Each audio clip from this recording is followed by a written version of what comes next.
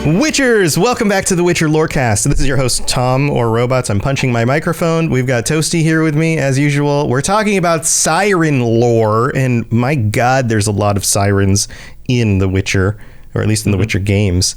Toasty, welcome back. How's it going, man? I'm existing. Toasty's existing, so that's a bare minimum. So I hope you out there in listener land are a little bit better than Toasty is. Toasty, let's get into this. Where do we start with Sirens? It's another Bestiary episode. These are always fun. Yeah. We still needed to hit one this month, and I was like, oh, we got to do one. And I was trying to. It's unfortunate. I couldn't find anything that just like screamed like gay monster to me that we haven't done already. Gay monster. I was trying to go for gay Pride monster Month. for Pride Month. Yeah. For Pride Month. Yeah. But it's fine. It's fine. But I'm doing Sirens. This is as close as I'm going to get, I think. But I guess for starters, they're actually only a Witcher 3 monster. Okay. They don't appear in any of the, or we don't get like the Witcher 1 and then Witcher 3 lineup that we normally see from these. So just Witcher 3. They are of the hybrid class. They have the Echidna variation, which that just throws a whole wrench into everything later on in the real world mythology. You don't even know. Okay. They occur on coastal regions throughout Velen and Novigrad, and are also very prevalent in Skellige. If you've gone to Skellige, you know you have dealt with these things frequently. Mm-hmm. You get out on a boat and they are just all over the place. Very annoying.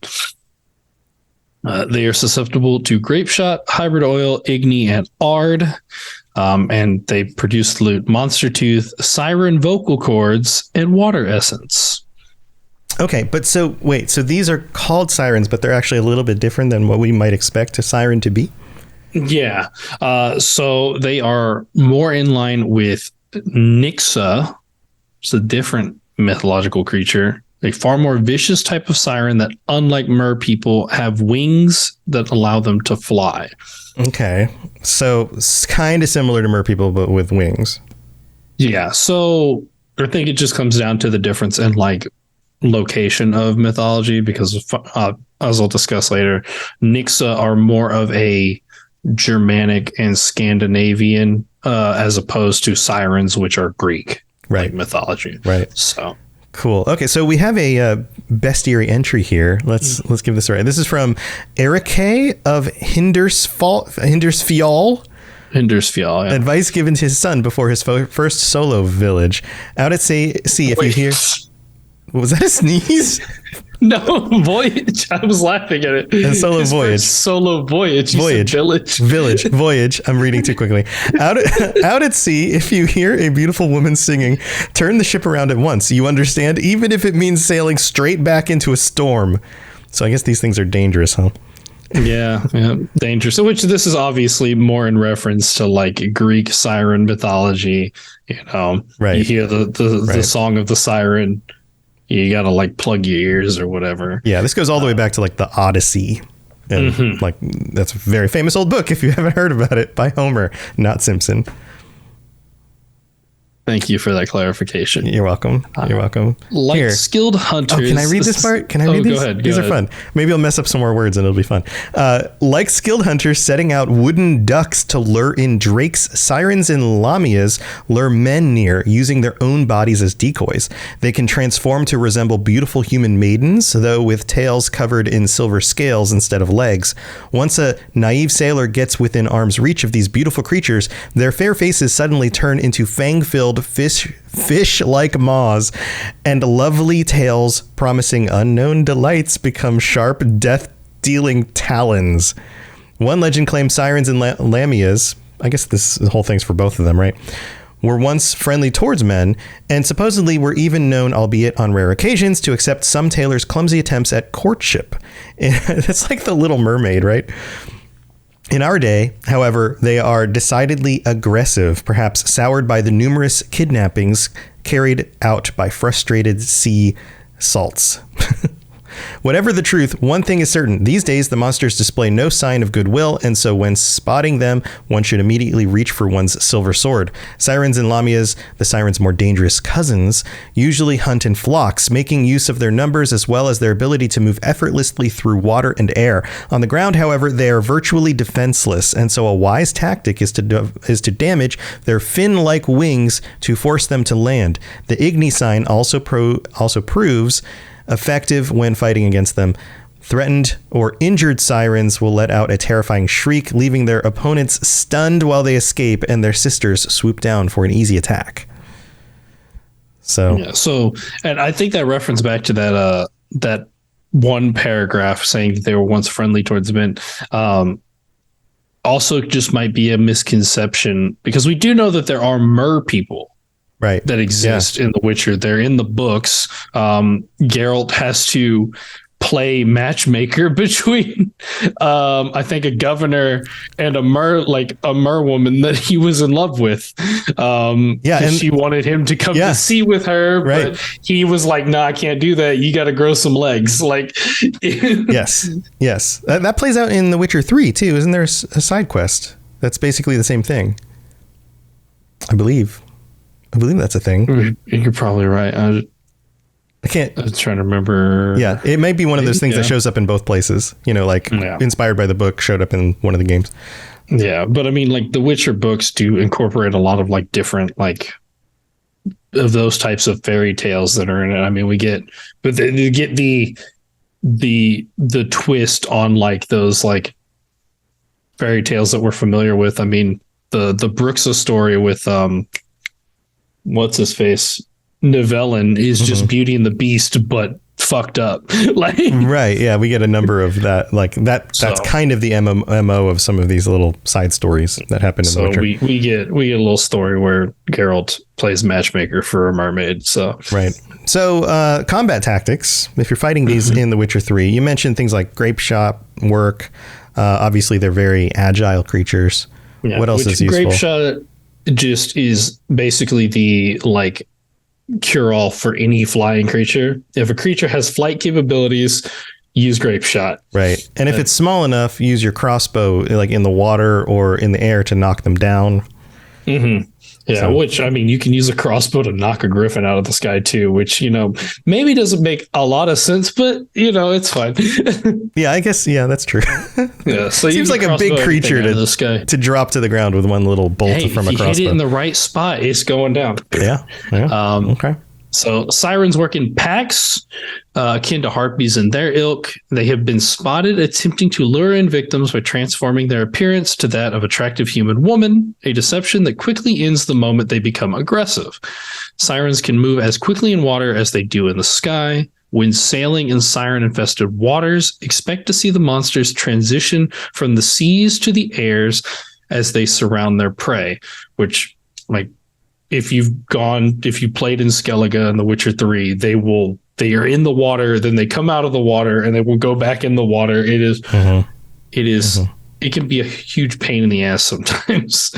Ard, grape shot, and a Witcher's crossbow are enough to ground a flying siren. Sirens of all types are especially vulnerable to Igni, as well as any bombs that can set victims afire. It is possible to counterattack a siren as they dive out of the air at their target. This grounds them and can severely wound them. Right.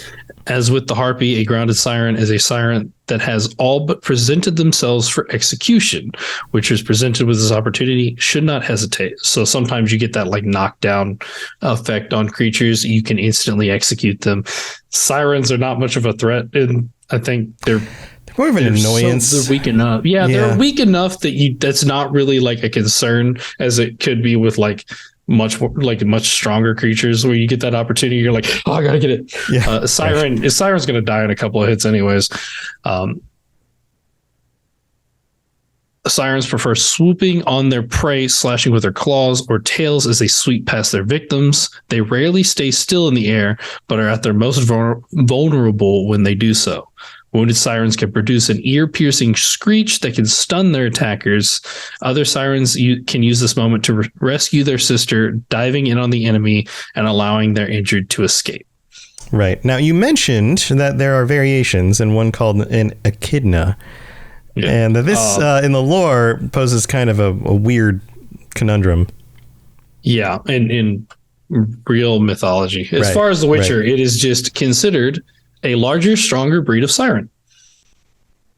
It's bigger and scarier. Yeah. It's kind of like we were talking about some other monsters recently where it was just like, yeah, there's one of these, but there's a bigger one. This is what it's called. It's a little bit smarter, maybe, too. Yeah. They're a lot more bountiful, though. They have the variations of Melusine, which is specifically a named echidna, and then, of course, the Siren, and then the Lamia. As for loot, though, you can get echidna mutagen, a lock of Lamia hair, monster brain, monster blood, monster bone, monster claw, monster ear, monster eye, monster heart, monster liver, monster saliva, monster tongue, monster tooth, seashell, and water essence. It's all the monster parts. You get a lot more out of an echidna than you do out of a siren. Monster toe, monster butt, all sorts of things. Okay. They also, I should say, appeared past tense in the Witcher Monster Slayer game, which I believe does not function anymore. But it was a legendary monster and a stronger variation of the Siren. It looked more human-like, similar to how the Sea Witch is depicted in the books. It attacks just like the Siren using its sharp claws. Echidna dwells in wetlands and is more active during rain. Is vulnerable to silver, fire, and kinetic damage. Now, we know from these other monsters that every time there's like a named one, that named one is usually a little bit different. It plays into the story in a certain way. So we usually get a special quest for it. Right. So we have one named Melusine?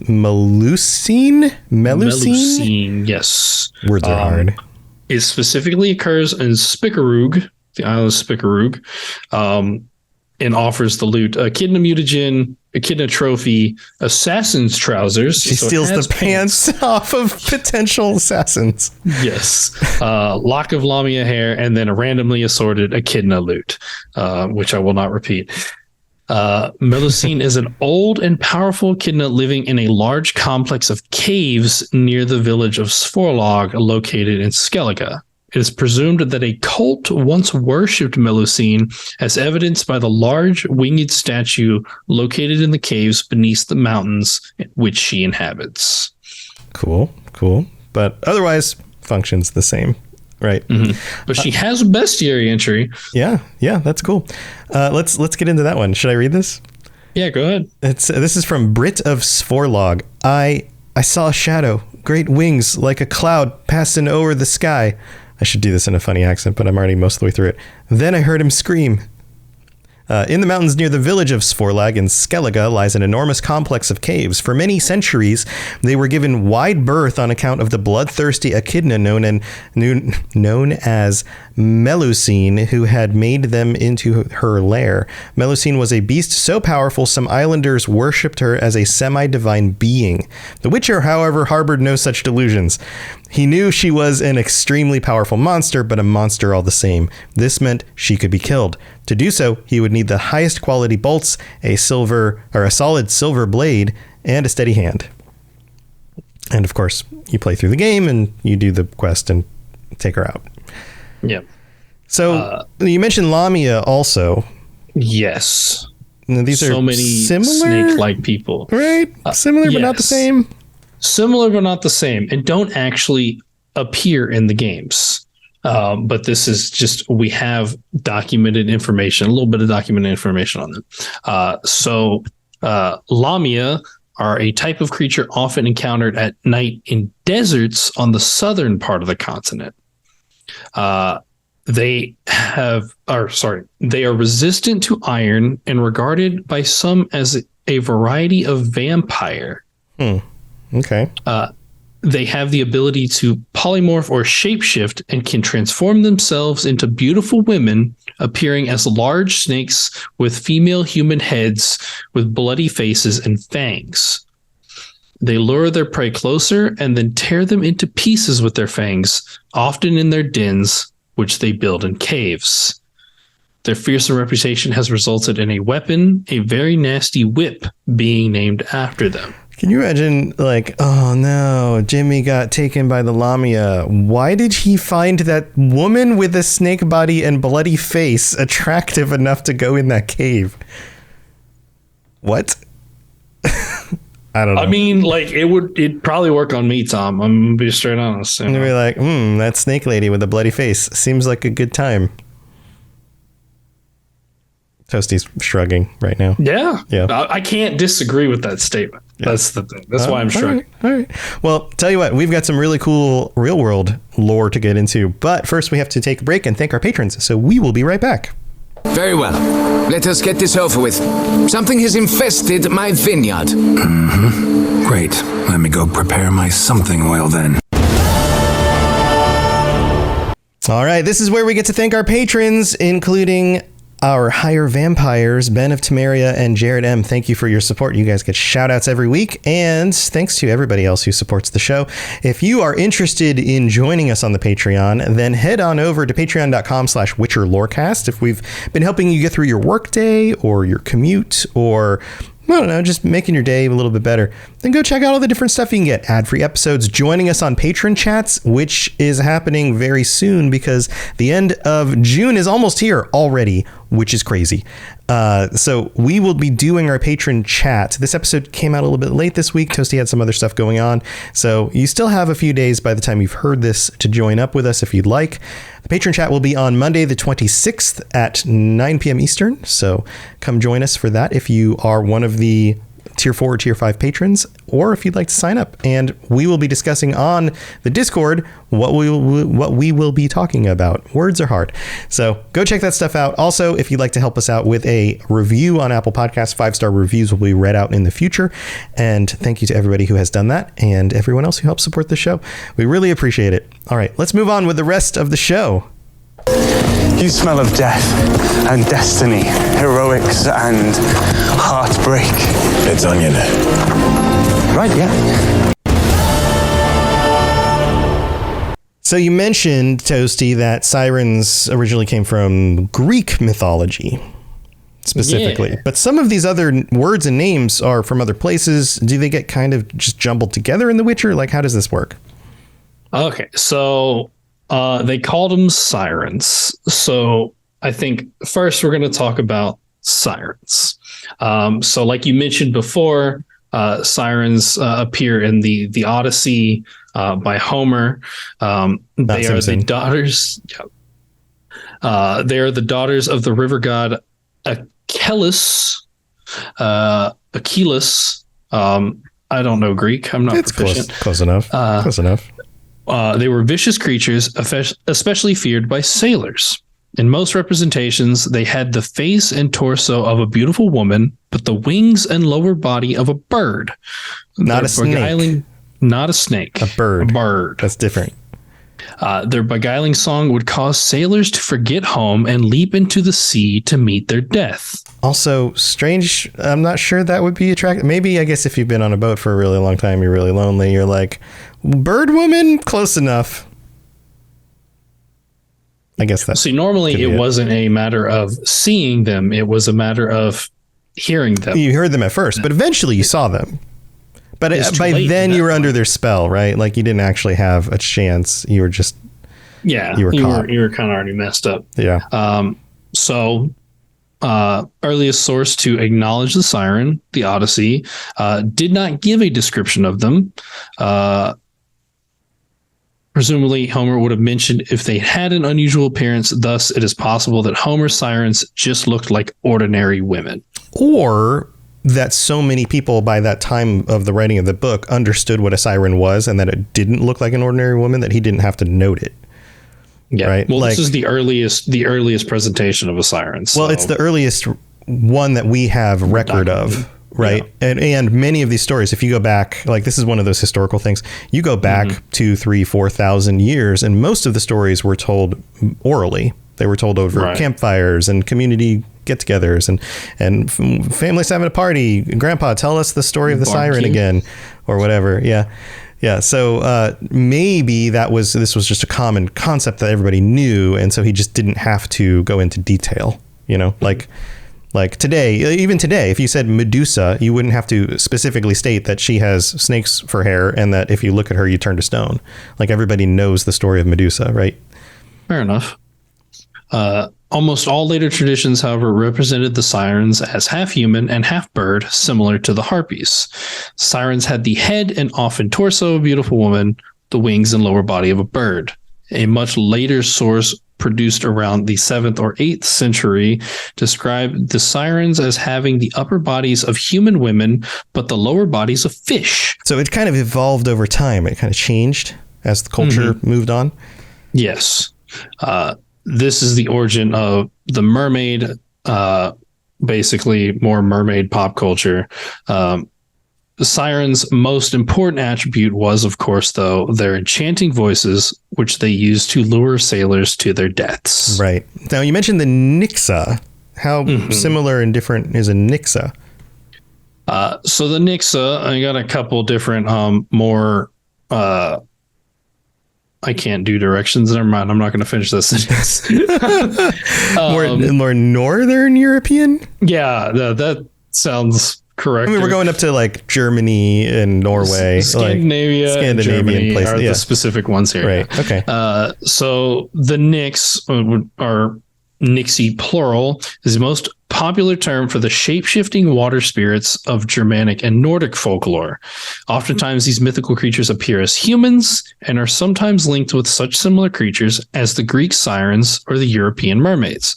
However, more often than not, they are closer to nymphs or sprites in both demeanor and appearance. So kind of the same, but also kind of very different. Yeah. The Nix may take different forms, but their message is one of warning of impending death by drowning. Water spirits or deities, the Nixie cannot live happily far from water. They entice their human victims to join them through song or music, luring them into the water from which there is no escape, only death. The lesson from the tales of the Nix is to avoid temptation, especially one that is supernaturally attractive. Damn, I'm going to lose that battle. And stay safe on the land. Oh no, my wife is supernaturally attractive. I'm doomed. Okay, so the similarity here is the like using their voice to draw people to danger. So that part is similar, even if like the origins or the way they look are a little bit different. Yes.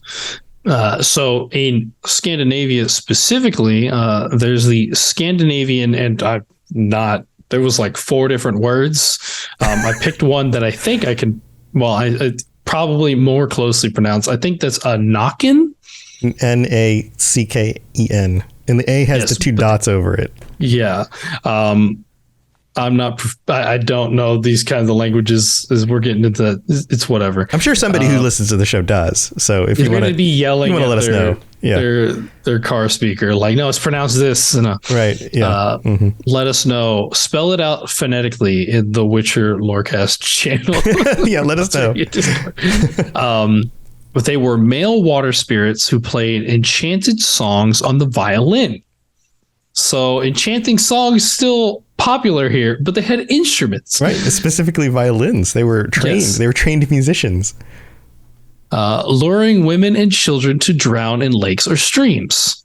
The enthralling music of the Nix was most dangerous to women and children, especially pregnant women and unbaptized children. It's that whole unbaptized. This is the whole, like, once mythology moves to the point of Christianity being common, like the whole, unbaptized people, you're in danger. The devil's going to get you. And now we're getting into the more like, I guess the more northern European folklore that always have like the weird things in it, which I love. So this next part, they were thought to be most active during Midsummer's Night, on Christmas Eve, and on Thursdays. So either of those 2 very specific once a year times. Or once a week. Or Thursdays. Or once a week on Thursday. What happened if those days came around on Thursday? On a Thursday? That's real bad? Double bad. They're twice as many. Bad. Yeah. Basically, Thursday, you didn't want to go bathe in the river on Thursdays. It wasn't a good time for it. Right. Oh, I'm really stinky, but it's Thursday, so I can't go take a bath. Yeah, I gotta wait till tomorrow. I'm sorry, everybody. When malicious Nixie attempted to carry off people, they could be defeated by calling their name, This, in fact, would be the death of them. This is another one of those old things that we see where like your name has power over you. And modern fantasy alludes to this a lot. The Nyx was also an omen for drowning accidents. He would scream at a particular spot in a lake or river in a way reminiscent of the loon, and on that spot, a fatality would later take place. Oh, that's a loon. That's a type of bird, right? Like, oh, what is that, a loon? Yeah, it's probably just a bird. Oh, no, somebody just died right over there. Yeah. However, many of these superstitions were developed after the Christianizing of the northern countries, as were similar stories of fairies and other entities in other areas. Hence, not all these spirits were necessarily malevolent. In fact, many stories exist that indicate, at the very least, that this is another word for it, Fosgrim, were entirely harmless to their audience and attracted not only women and children, but men as well with their sweet song. There we go. We got the gay. Let's go. Slightly potentially gay. We got the gay. Let's go. Yeah. Stories also exist wherein the Fosgrim agreed to live with a human who had fallen in love with him. But many of these stories ended with the Fosgrim returning to his home, usually a nearby waterfall or brook. They're said to grow despondent if they do not have free, regular contact with a water source. Yeah, the whole being like a water spirit thing. And so they need the water. Yeah. It is difficult to describe the actual appearance of the Nyx, as one of its central attributes was thought to be shape-shifting. Perhaps he did not have any true shape. He could show himself as a man playing the violin in brooks and waterfalls, though often imagined as fair and naked today. In actual folklore, he was more frequently wearing elegant clothing. Okay. All right. Classy violin player. Very classy. Well, that's the other thing is I guess if you have a violin, I don't, it's weird to have something in your hands and yet not also have something on your body. That's weird, right? Like, do you just strap the violin to your back when you're walking around? Like, I'm just like, I don't know. Like nowadays, like back then, this was a mystical water spirit. Nowadays, this just seems like someone's TikTok video. I'm not going to lie. Like a person in a tuxedo playing a violin by a waterfall. This seems like a TikTok video. Right. Or one of a number of famous now like YouTube violinists who do these like epic violin. Lindsay Sterling doing epic waterfall right? Violin thing, you know, like rocking out with their violin. Yeah. Totally. But they could also appear to be treasure or various floating objects, or as an animal, most commonly in the form of a brook horse. Fosgrim and derivatives were almost always portrayed as especially beautiful young men whose clothing, or lack thereof, varied widely from story to story. Prophet says in chat says you got to suit up with a violin before you seduce someone. You can't just show up naked. Does holding a violin mean you're less naked? I don't know. I guess so. I've never tried this. Maybe we need to test out the theory. If you're wearing a violin on your back, would you and you're naked, but you have a violin on your back, would you consider that more or less naked compared to just being straight naked? I feel like it just adds more contrast to you and makes it even more obvious the parts of your body you normally don't see. Rather than just being naked, because it seems more awkward. Anyway, okay, let's go to Germany. We're traveling all over the place. What do we know about Nixie in Germany? So in the 19th century, Nixie and Germanic folklore were considered water sprites who tried to lure people into the water. The males could assume many different shapes, including that of a human, fish, or snake. The females were beautiful women with the tail of a fish. When in human forms, they could be recognized by the wet hem of their clothes. The Nixie are considered as malignant in some quarters, but as harmless and friendly in others. There were many famous Nixie in Germanic folklore. One was, so there's just a bunch of them. Lorelei, according to the legend, she sat on the rock at the Rhine, which now bears her name, and distracted fishermen from the dangers of the reefs with the sound of her voice. Oh, this is so nice of her. So nice. Very siren-like. In Switzerland, there is a myth of a sea maid or nix that lived in Lake Zug. The legend of Halloween? Halloween? Halloween. Halloween? I want to say Halloween. I don't know why. A dangerous lord who lures women with a magic song to death may have originated with the Nyx. Okay. So got it. So, okay. So we have variations here of these like water spirits that are very kind of siren-like. What about Echidna? Yeah. So Echidna was actually like a Greek like monster figure.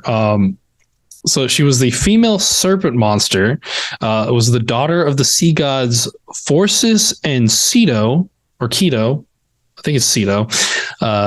She was usually represented with the head and torso of a woman and the tail of a serpent. Okay, so visually still very similar. There's a lot of these visuals are pretty close. Echidna mated with another monster, Typhus. Typhoeus, and together they spawned a new generation of monsters, including Cerberus, the Chimera, the Hydra, and Orthus. According to one source, Echidna was eventually slain by Argus, the hundred-headed giant or hundred-eyed giant.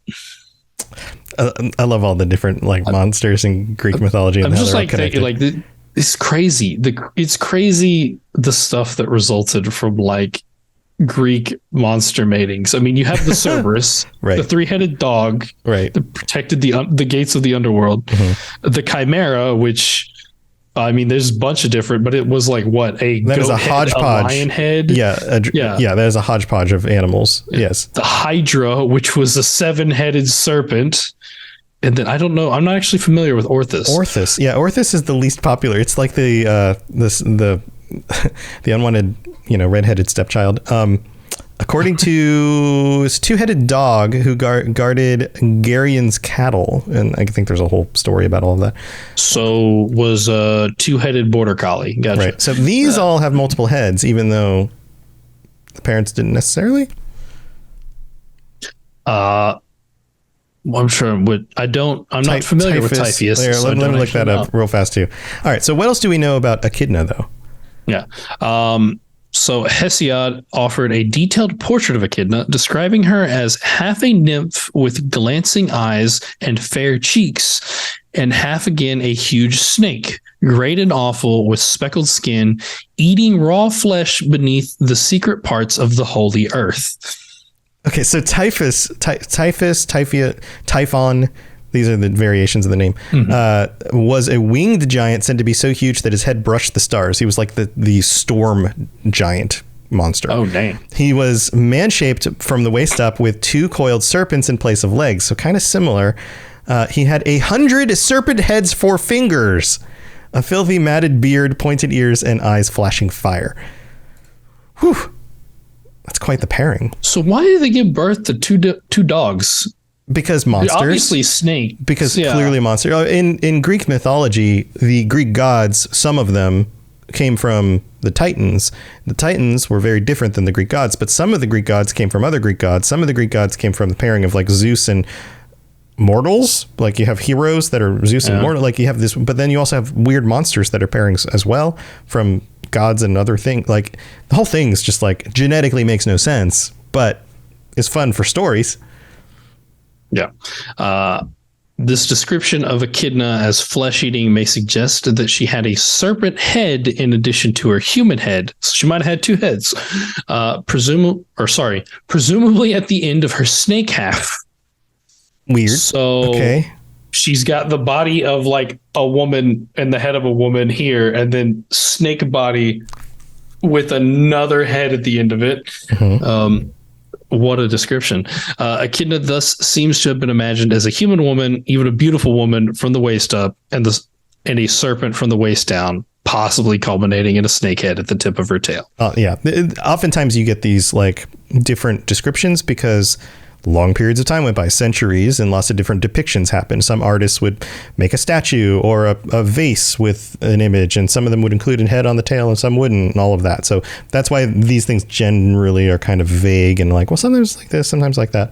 So, okay, so that's Echidna. What about Melusine? That name also relates to something, right?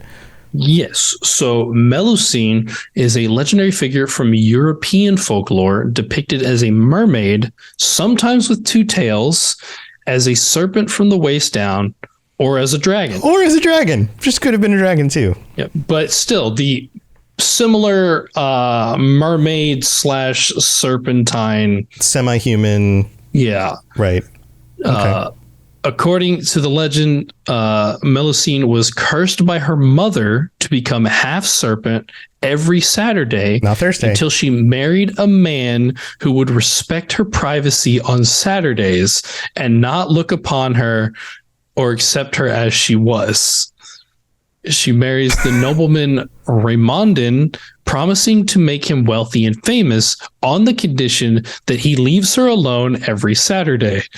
Raimondin keeps his promise, and Melusine does the same until he is persuaded by family to spy on her one Saturday in her bath.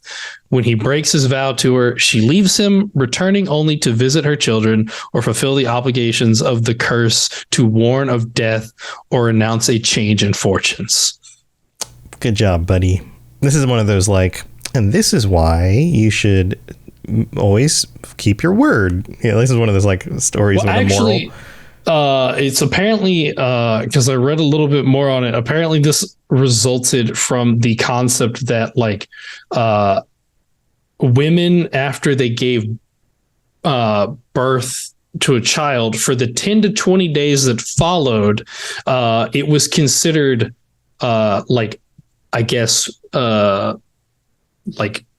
blasphemy to have anything to do with said woman, and that she was only to be cared for by handmaidens and other women, and that husbands were not supposed to look upon them because they were, I guess, distasteful. They were unclean. Even in Orthodoxy Christianity today, there's still beliefs that for a certain period of time after childbirth, a woman is not supposed to come to church.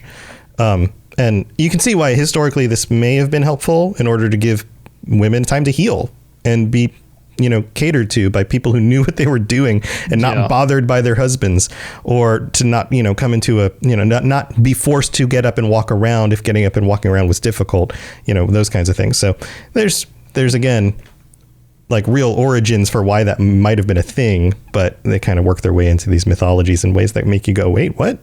Especially in the modern context, modern medicine today, giving childbirth in the ancient world was extremely dangerous, and in the modern world is way safer than it was even 100 years ago.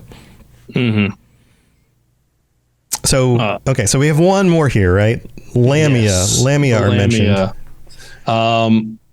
Surprise, surprise, more Greek.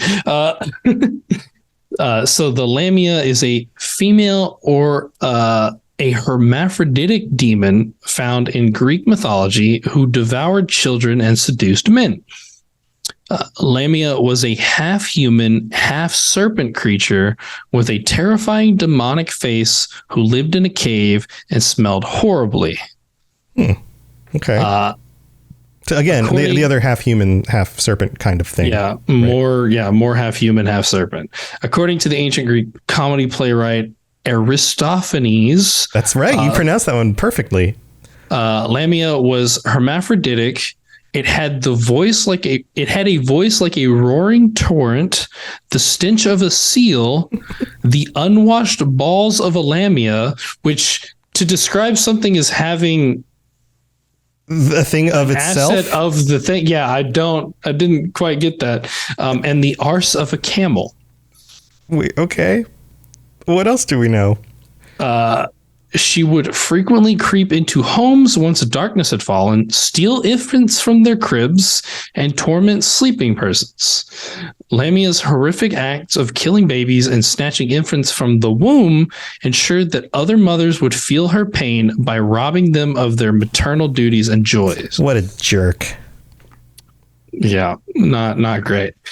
In later classical literature, Lamia joins forces with the Impusa, a group of demons who were either the daughters of the goddess Hecate or worked under her command.